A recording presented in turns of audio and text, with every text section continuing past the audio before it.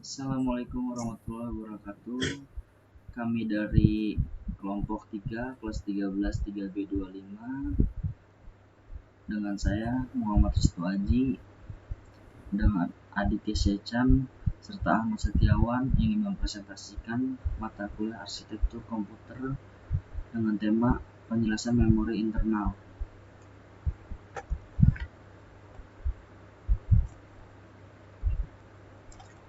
Pengertian memori. Memori atau yang disebut sebagai memori fisik ataupun memori internal adalah media penyimpanan data atau informasi sementara pada komputer. Memori merupakan komponen yang penting di dalam suatu komputer yang berada di dalam CPU, Central Processing Unit. Memori ini akan menyimpan setiap program dan data yang diproses oleh prosesor. Adapun data atau informasi yang disimpan di dalam memori ini bersifat sementara, karena data hanya akan tersimpan selama komputer menyala atau hidup. Jadi ketika komputer dimatikan, maka data yang disimpan di memori akan hilang. Oleh karena itu, sebelum kita mematikan komputer, simpanlah semua data kita ke dalam media penyimpanan permanen atau tetap di media penyimpanan berbasis disk seperti hard disk dan floppy disk. Jenis-jenis memori itu terbagi menjadi 8. Yang pertama RAM, Random Access Memory. Yang kedua ROM, Read Only Memory. Yang ketiga SRAM, Static Random Access Memory. Yang keempat DRAM, Dynamic Random Access Memory. Yang kelima Cache Memory. Yang keenam CMOS, Common-Tary Meta-Oxide Semiconductor. Yang ketujuh DIMM, Dual Inline Memory Module. Yang kedelapan SDRAM, Synchronous Dynamic Random Access Memory. Berikut penjelasan dari macam-macam memori. RAM, Random Access Memory. RAM digunakan untuk menyimpan data sementara yang dapat diakses oleh prosesor saat diperlukan. Karena bersifat sementara, maka ketika komputer dimatikan, data akan juga terhapus. Penyimpanan data dilakukan secara acak dan pengaksesan data oleh prosesor juga dilakukan secara acak. ROM, Read Only Memory. ROM adalah media penyimpanan yang bersifat permanen dan tidak memungkinkan data di dalamnya dapat dimodifikasi. Artinya data pada ROM hanya dapat diakses dan dibaca oleh pengguna tanpa bisa dimodifikasi. Vendor komputer yang akan menyediakan ROM pada komputer yang berisi program ataupun data pada komputer. ROM umumnya disebut sebagai BIOS, Basic Input atau Output System, atau ROM BIOS. SRAM, Static Random Access Memory. SRAM merupakan jenis RAM yang menyimpan data di dalamnya selama komputer masih menyala. Berbeda dengan DRAM yang perlu disegerakan secara periodik. Kemampuan tersebut dikarenakan SRAM dirancang menggunakan transistor tanpa kapasitor.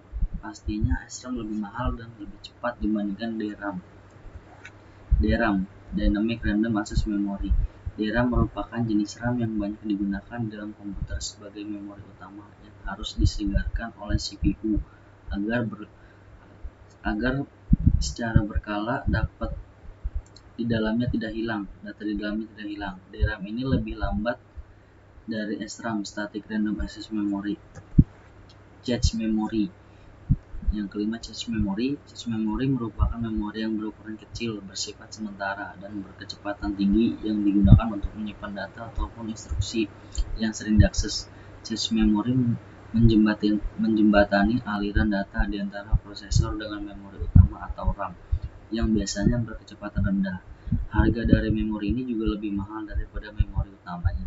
Cache Memory berguna agar pemroses mengacu kepada cache memory yang berkecepatan aksesnya lebih tinggi sehingga kinerja sistem meningkat. Selanjutnya akan dibantu jelaskan oleh Mas Aditya Sechan.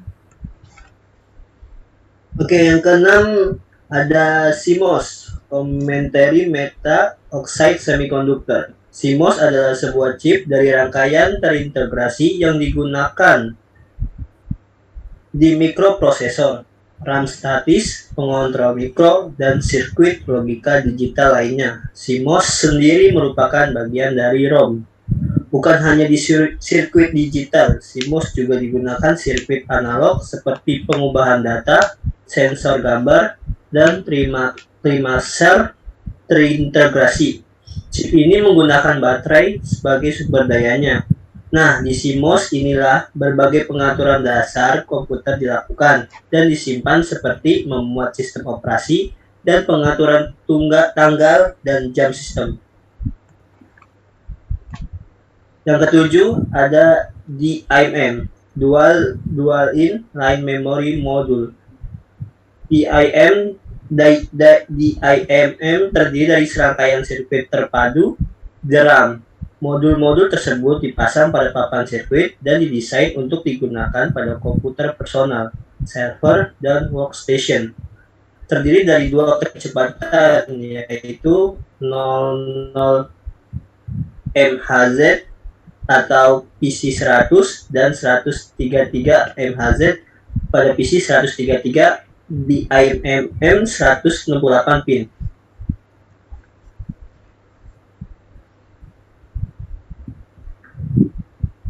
Oke, yang ke-8 ada SDRAM, Synchronous Dynamic Random Access Memory. SDRAM adalah jenis DRAM, memori komputer dinamis yang termasuk memori komputer kategori solid state yang telah disinkronisasi oleh clock system di mana kecepatannya lebih tinggi dari DRAM. Selanjutnya ada fungsi memori. Memori internal berfungsi sebagai pengingat, sebagai media penyimpanan data ataupun program yang bersifat sementara. Dengan kata lain, jika komputer mati, maka data pun akan hilang.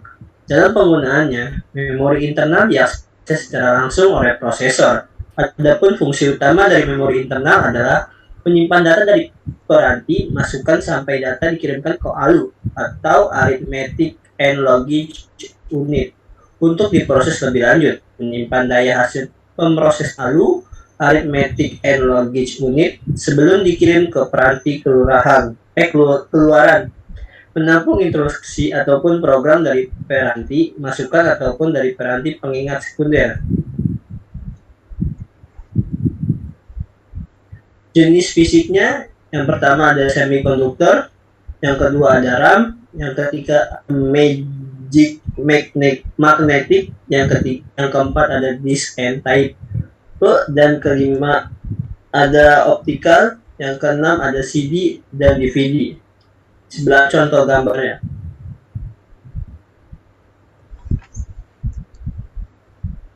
Selanjutnya ada karakteristik memori. 1. Lokasi memori. Memori internal sering disebut sebagai memori fisik, primer ataupun utama, terletak di dalam CPU dan bersifat terhadap sistem komputer.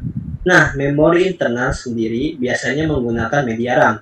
Yang kedua ada kapasitas memori. Biasanya kapasitas memori internal nyatakan dalam bentuk byte. 1 byte itu sama dengan 8 bit atau word. Panjang word pada umumnya adalah 8, 16, dan 32 bit. Yang ketiga ada satuan transfer. Apa itu satuan transfer? Satuan transfer itu sama dengan jumlah saluran data yang masuk dan keluar dari modul memori. Nah, untuk memori internal atau memori utama, satuan transfer adalah jumlah bit yang dibaca atau dituliskan ke dalam memori pada suatu saat. Selanjutnya metode akses memori, sequential access. Memori diorganisasikan menjadi unit-unit data yang disebut sebagai record. Akses pada memori dibuat ke dalam bentuk urutan linear yang spesifik atau jelas. Untuk memisahkan record yang ada dan membantu proses pencarian, maka digunakan informasi pengalamatan. Mekanisme baca atau tulis, share, read, dan write mekanis digunakan secara bersama-sama dengan menuju lokasi yang diinginkan untuk mengeluarkan record. Sangat beragamnya waktu akses record. Contoh dari sequential access adalah akses pada pita magnetik.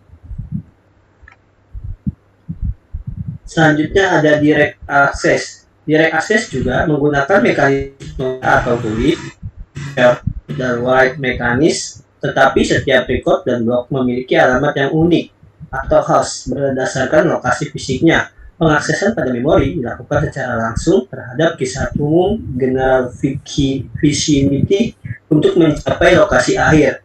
Beragamnya waktu aksesnya. Contoh dari direct access adalah akses pada disk. Selanjutnya ada random access. Setiap lokasi bisa dipilih secara acak dan diakses serta diberi alamat secara langsung. Waktu akses pada lokasi tertentu bersifat konstan dan tidak bergantung pada urutan akses sebelumnya. Contoh dari random access adalah sistem memori utama. Selanjutnya ada associative access.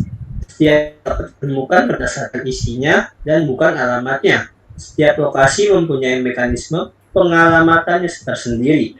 Waktu pencariannya tidak bergantung secara konstan terhadap pola akses sebelumnya ataupun lokasi. Contoh dari associative access adalah memory cache. Berikut adalah contoh gambar disk magnetic. Ada hard drive, spindle, saved file, aktuator, front, circuit board, ARM disk, dan read atau write head. Dan contoh gambar L1 dan L2 cache.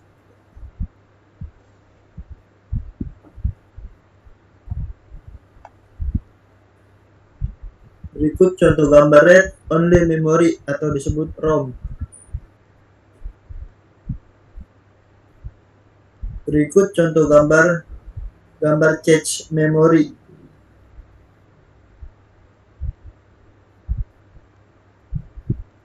Ini contoh gambar hierarchy of computer memory. Cara kerja memori berbentuk seperti sel yang terdiri dari sepotong kecil informasi. Informasi di dalam memori dapat berupa data ataupun instruksi kepada komputer untuk melakukan sesuatu. Data di dalam memori dapat menjadi suatu perintah untuk keadaan tertentu. Informasi disimpan di dalam memori sebagai angka biner. Nah, informasi yang masih belum berbentuk biner nantinya akan di-encoded atau diuraikan oleh instruksi yang akan memecahkannya menjadi urutan angka. Instruksi pemecah informasi yang lebih kompleks dapat digunakan untuk menyimpan suara, gambar, video, dan beragam informasi lainnya. Nah, informasi yang disimpan dalam suatu sel itulah yang disebut sebagai byte. Memori bisa ditulis dan dihapus berulang kali sesuai dengan penggunaannya.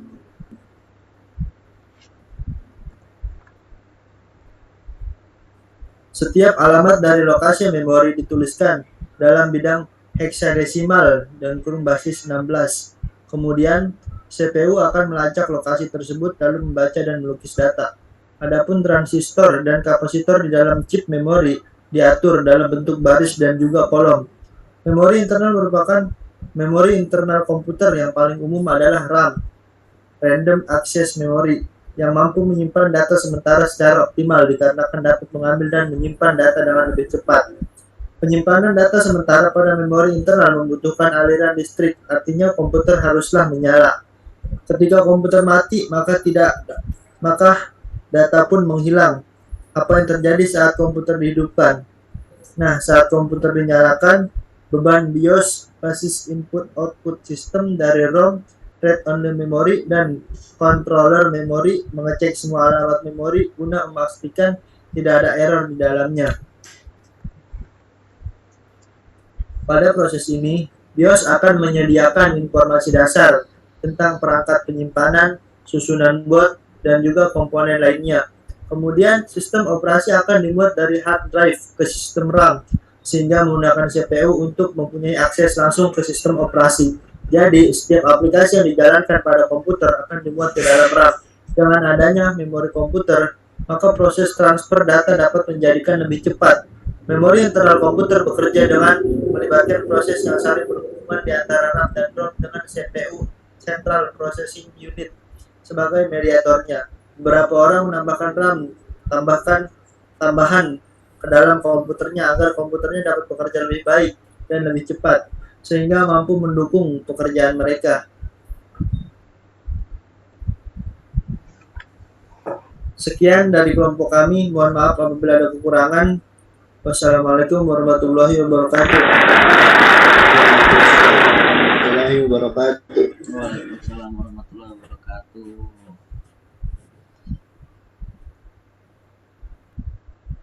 Nyatakan cinta.